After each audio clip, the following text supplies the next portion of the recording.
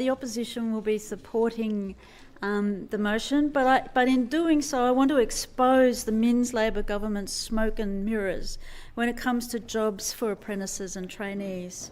On one hand, they say they are all for creating opportunities to hire apprentices and trainees in the local government sector. But on the other hand, they're planning job cuts at TAFE, causing widespread concern among staff about their future and the impact on essential services.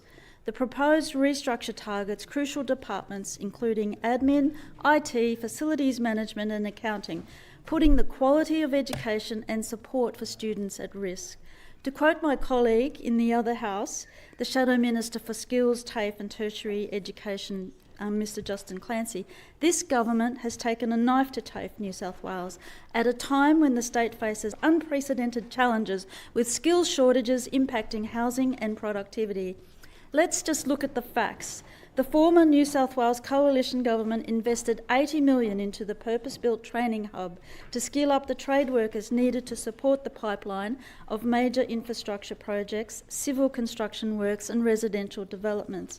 This signature construction training facility fosters connections between TAFE, universities and industry.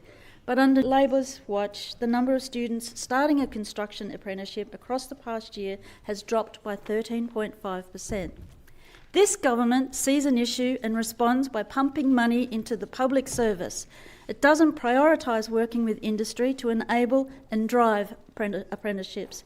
It does not consider our SMEs as the engine room of the economy. In fact, this Labor government just doesn't see our SMEs full stop. How can they be serious when as many as 200 TAFE job losses have been foreshadowed, creating uncertainty for all staff? Do they not realise that slashing support staff roles will have significant flow-on impacts to students, potentially making enrolments more difficult and impacting student support? Labor claims to be rebuilding TAFE, but the action by this Minns government is blatant betrayal of the entire TAFE organisation and the people of New South Wales. There's too much sleight of hand going on here, Mr Assistant President. We need some urgent, transparent communication about these restructuring plans. Otherwise, the only conclusion that can be drawn is that the New South Wales Labor government has no long-term plan to support, nurture and grow our skills sector.